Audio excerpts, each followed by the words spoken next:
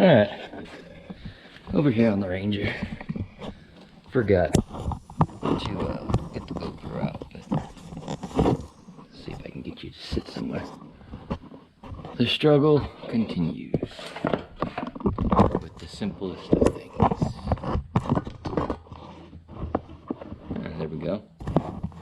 Y'all can see what I'm working on.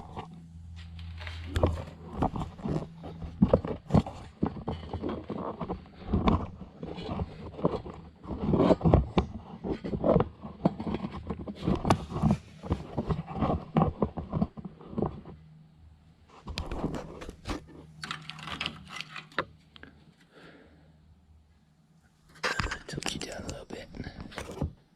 Alright. So, working on wheel bearings. Let me grab the old one. And you can't see that this thing sounds terrible, and you can see the play in it. And this is just by hand. This isn't even on the truck. When it was on the truck, it cambered the wheel in like you wouldn't believe.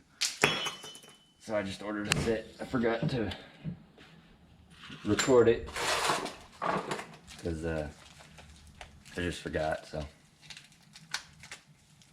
but I'm gonna do the other side. I still have that side to do, so I'll show you guys how to do this. It's relatively simple.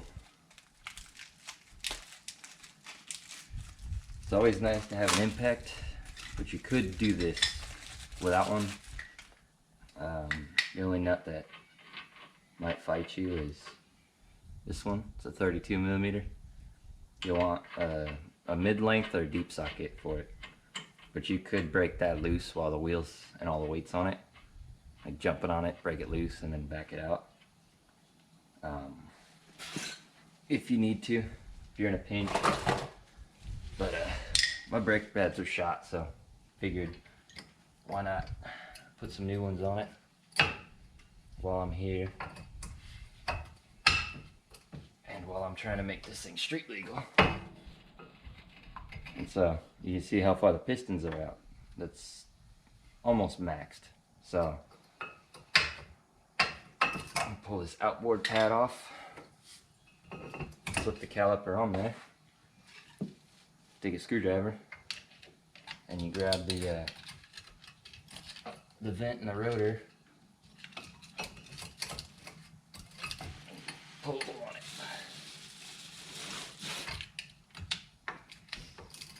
And switching sides helps to keep it even.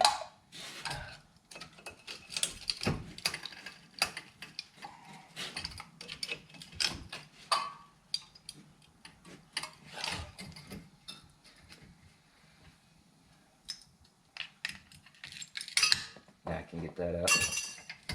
That was blocking me.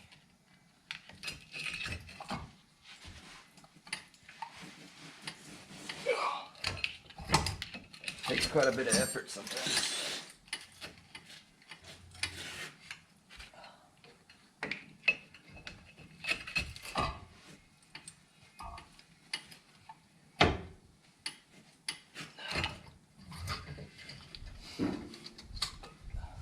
We're getting there. Maybe got a half inch or so to go.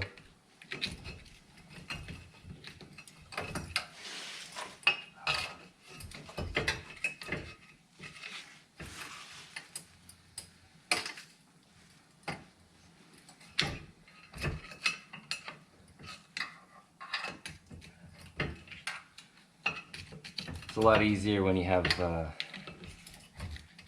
bolted to the slide pins, but I don't want to.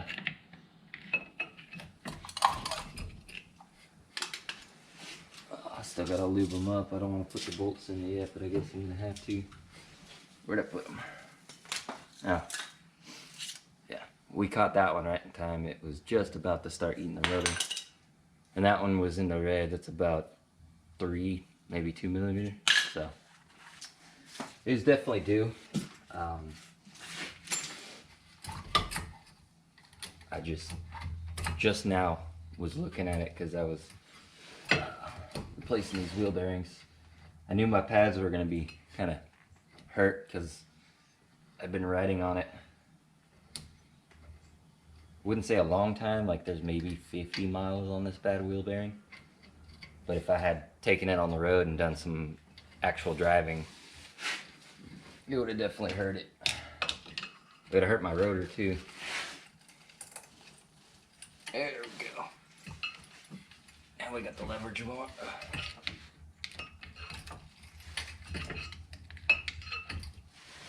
Alright. And that's all it is to compress your pistons. If you have the openings on the top. Most calipers do.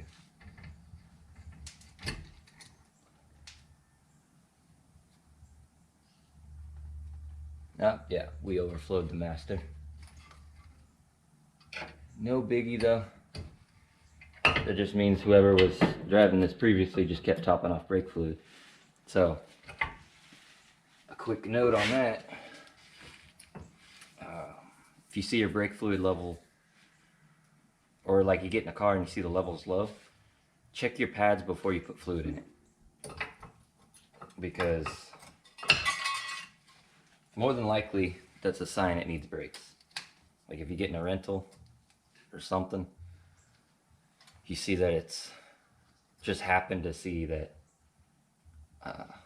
brake fluid's low, or the light comes on, and you notice that it's low, so you go and say something, they just say, oh, just top it off. Don't just top it off. Just get out, look, see where the how the pads are looking, and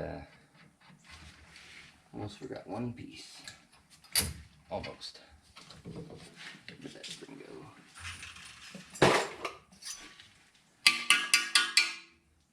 See your anti-rattle clip.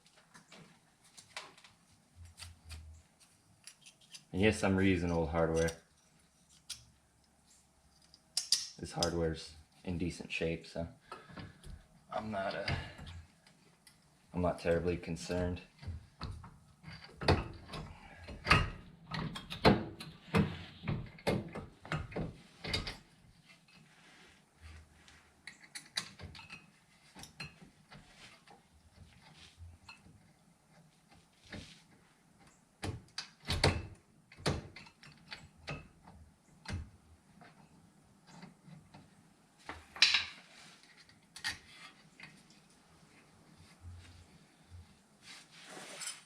But yeah, definitely keep an eye on your fluid level, because that's an easy indicator of worn pads.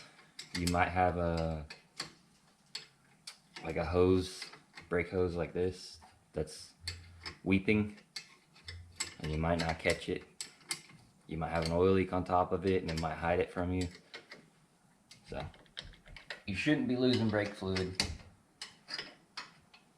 at all,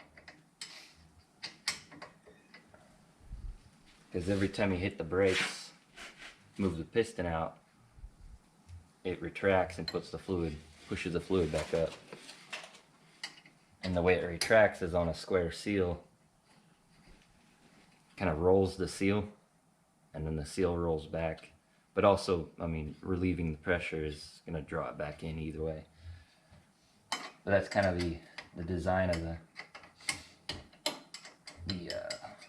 disc brake caliper. There's no springs in it. Some calipers have springs on the outside, and that's mainly to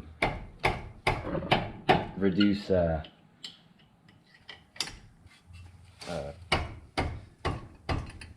brake pad noise, but also to reduce unnecessary wear.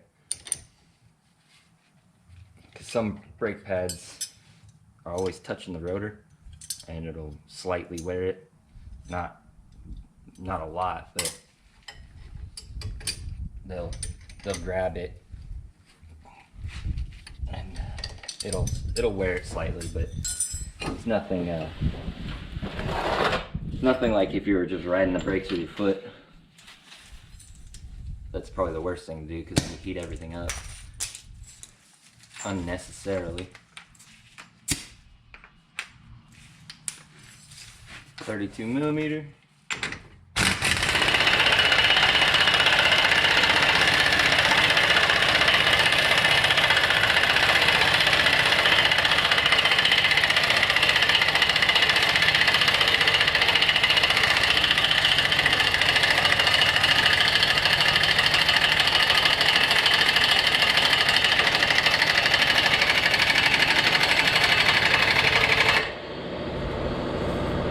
Torque.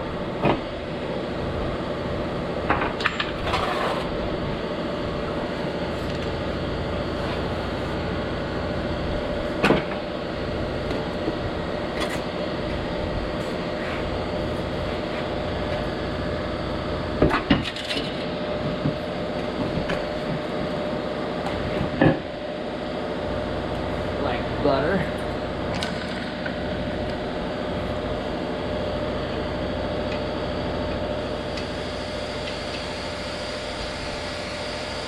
If you're doing this yourself and you're unsure, definitely get a torque wrench and torque everything. So I'm an 88 mechanic. Done it enough to know what's tight.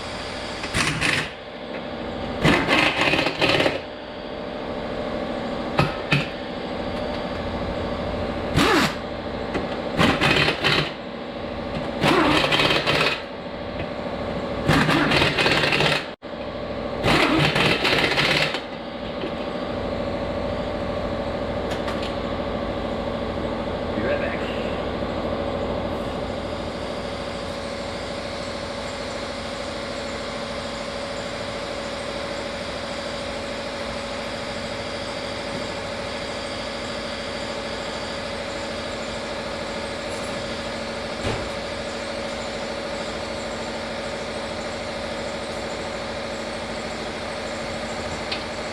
Huh, well.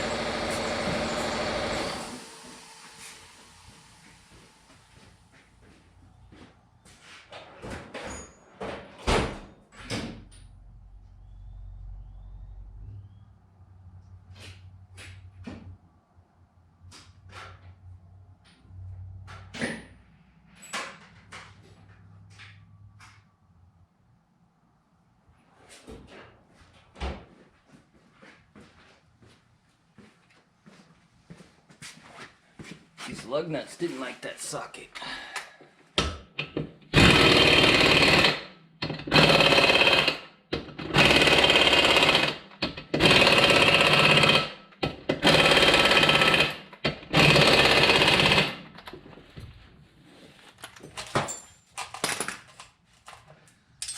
Definitely torque your shit. Just saying. But we'll get started on this side. And I will, gotta move the jack over. But we'll get going on this side here in a minute. I'll set you up on a better stand so I can float you around. But let me get this jack moved. Oh yeah, much better.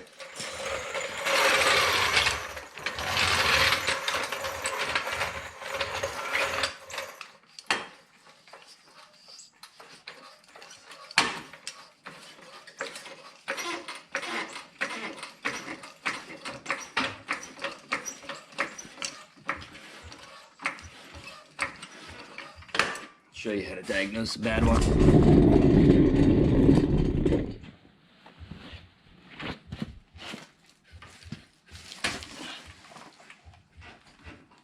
You don't hear any clunks on this one. I thought they were both bad, but I'm wrong.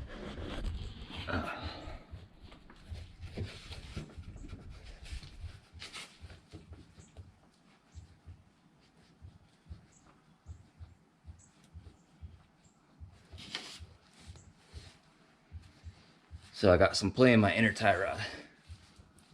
See that movement? It's coming from up in here.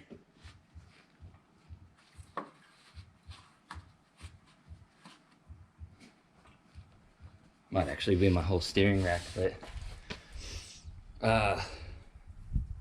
you can replace inner tie rods, you can replace outer tie rods.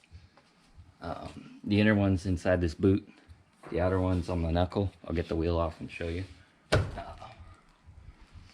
But this, I thought this wheel bearing was bad, but we're gonna leave it.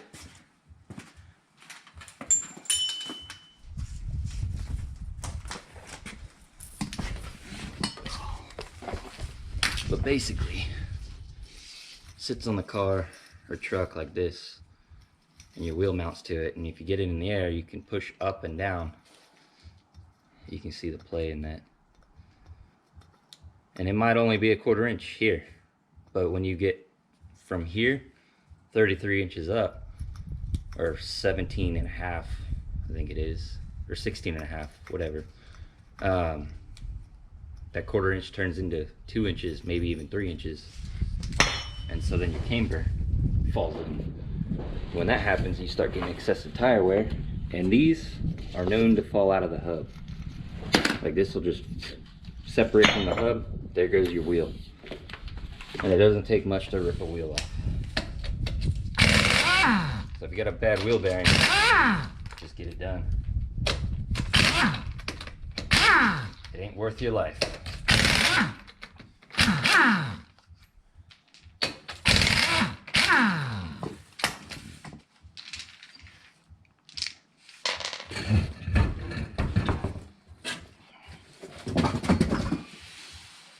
And if you think someone's trying to rip you off at a dealership or something, definitely ask to see what they're talking about, because they'll be more than happy to show you what they mean.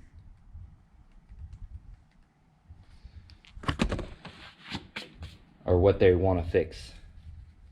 Like in here, somebody was doing a brake job for me, they would see the oil and go, hey, you know, your valve cover's leaking, and you think they're trying to rip you off, well, ask them to show you.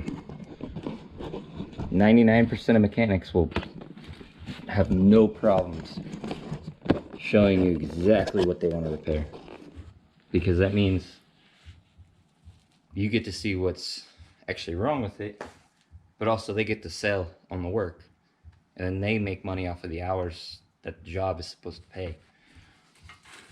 So that's why technicians write down every single thing they can find, because they don't get paid hourly. They get paid a set amount of time per job. So an oil change is 0.5 hours. Brake job, pad slapping, about an hour. But to turn these rotors, all 4 corners, would be about 4.5 hours worth of labor. And so you think that's a lot. Well, gotta pull the wheel off, gotta pull all of this off, and then they gotta hook up the lathe itself. They might be able to get away with leaving the bracket here, but sometimes you have to remove everything. Bolt the lathe up, zero the lathe, start cutting. Cutting takes a while. They have to make 2 passes, because one's an initial cut to see if see where the warpage is, and if it's a minimal amount, they can take another pass and take a minimum amount.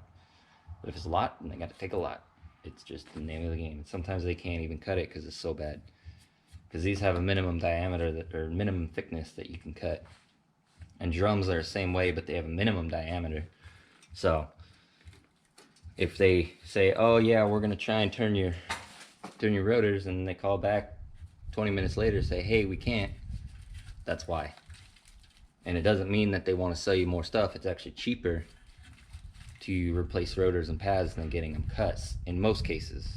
Some cases it's actually expensive to get just the rotor. So they'll try and do the most efficient work, but also they want to get the hours, because that's how they get paid. So just understand that if you're not a mechanic and you're griping about how much it costs to fix your car, there's a lot more to it than they want to screw you over. There's technicians out there that will. I'm not going to defend them, but a lot of them just trying to make it through the day. Because sometimes they don't even make $1 a day. They could make $8, I think, in Texas minimum a day. Because they get paid like 60 cents or something an hour if they're not flagging work. Which is what a waitress at a restaurant basically gets paid. So if you see a mechanic or talk to a mechanic and he's a dickhead, probably had a bad week. It's just the name of the game.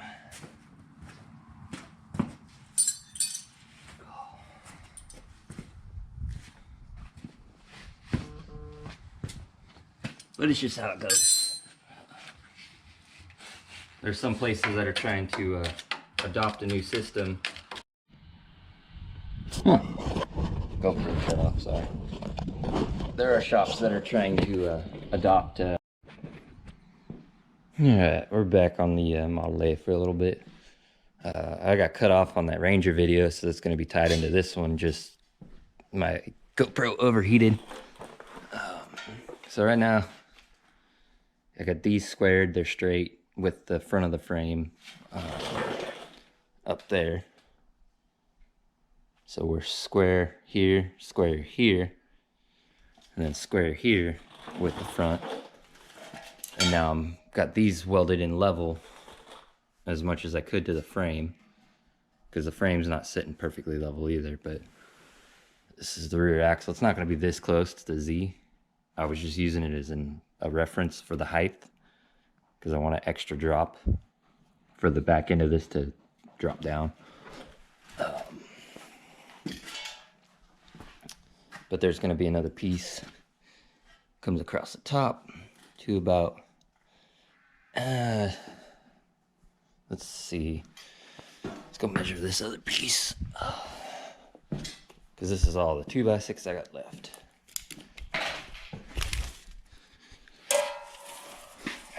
So we have just shy of 50 inches. So we'll have, if I take one cut, it'll put us right at 50 inches on there. One cut, if I get it right, give me 25 inches of material for the what comes back this way. Come on, tape measure, work. So 25 inches will put us right about there. So my axle will scoot back about 4 inches. Because after where the bags will sit on the axle, I'll have a track bar in there as well, because I'm using these big old pieces for the rear suspension. Getting that squared away. Sorry about the weird cut there. But yeah, we're using those ladder bars. I have 2 of them. I just need to order some brackets for the rear so I can get those welded on the axle. And these will be my frame brackets. Not sure if I'm going to mount them. Help if you're not staring at my hand. Not sure if I'm going to mount them this way somehow, or flat under the frame, up here.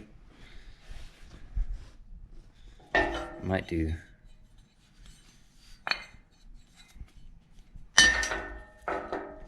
possibly something like that. I gotta figure it out once I get the brackets on the axle. So I can get this all straightened out. But yeah, we're gonna have a track bar on this in the back. I think I have some Heim joints. Just need to order brackets for that. But I'm not dealing with that yet, because I gotta figure it all out. There's the bags. Not much lift, not much craziness, but then up here, you see the barely amount of the gap in there. I gotta trim this and fold it in from the pivot point, maybe even just forward of the pivot point. But I gotta trim it and taper it in, and then weld it, plate it, all that fun stuff. was an unexpected miscalculation on my part. But it's the way it goes. But alright, I'm gonna take care of some fun stuff. I'll be back for another video. See ya.